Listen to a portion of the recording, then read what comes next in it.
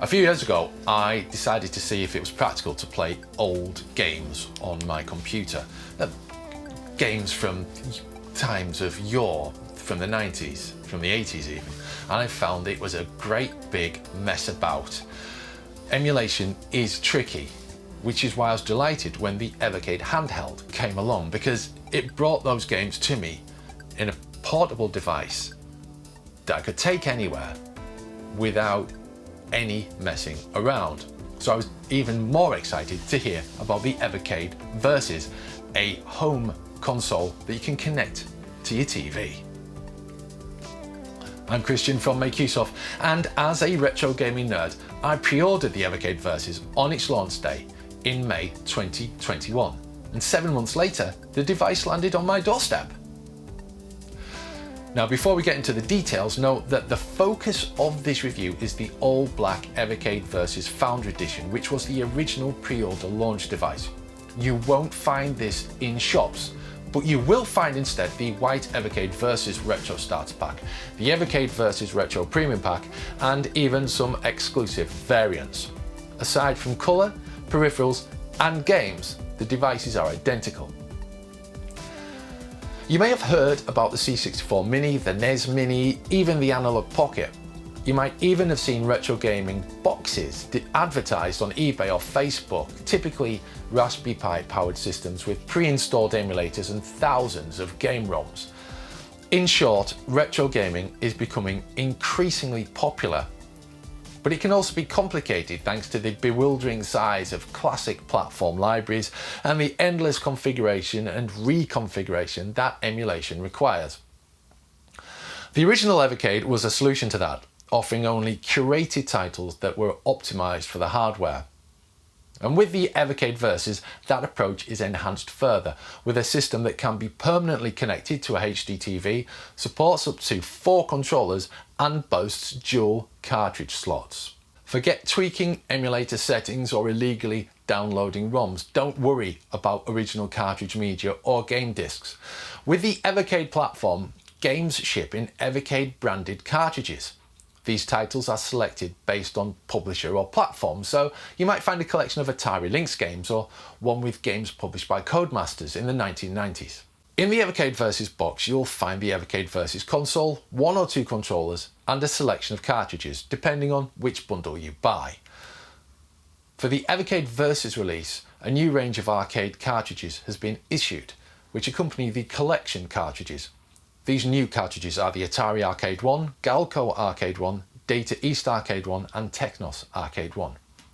With the addition of these cartridges, the Evercade Versus has over 240 games available across 26 cartridges.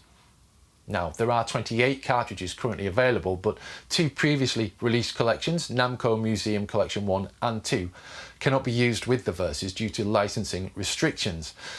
There are also some cartridge retirements coming in 2022. Check the full written review for details on that. The Evercade Versus ships with a USB power cable but no 5-volt adapter. You'll also need to source your own HDMI cable. The Founder Edition, if you're interested, includes a steelbook cartridge case, stickers, a certificate of authenticity, and a red data cable for connecting an Evercade handheld as an additional controller. This data cable is available separately. Inside the Evercade Versus is a 1.5 GHz quad-core processor with 512 megabytes of DRAM. The device also has 4 GB of internal storage.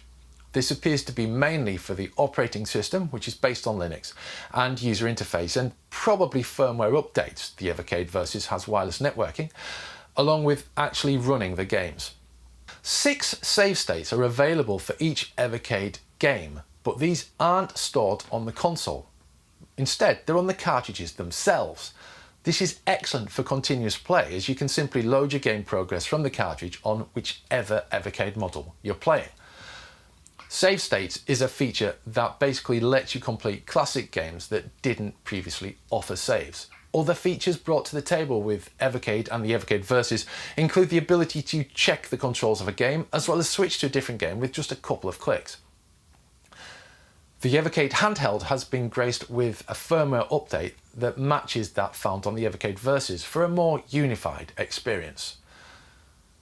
With all of this in mind, however, the real magic of the Evercade platform, Versus or handheld, is the way in which the games are packaged. Whether the main collection line in dark red or the new arcade cartridges with their purple design, the games ship on physical cartridges in plastic cases complete with instruction guides. For younger gamers this might seem either mind-blowing or pointless, but for those of us who kicked off our video gaming experience in the 1980s or even before, then this is a welcome callback to the days of physical media.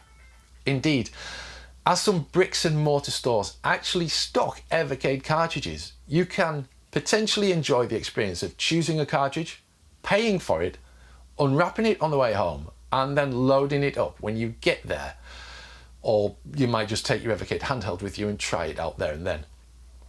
That said, the games on the Evercade Versus and handheld are all console games with no requirement for keyboard input. As such, you won't be playing The Hobbit on this system anytime soon.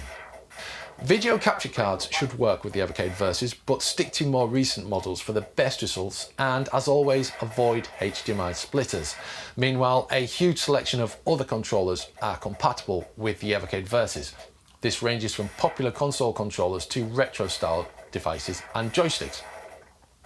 Even wireless controllers can be added with the necessary USB dongles. In fact, in testing, this was a far better experience than the default controller. I found it was good as a universal solution, but niggly with some games and useless for others.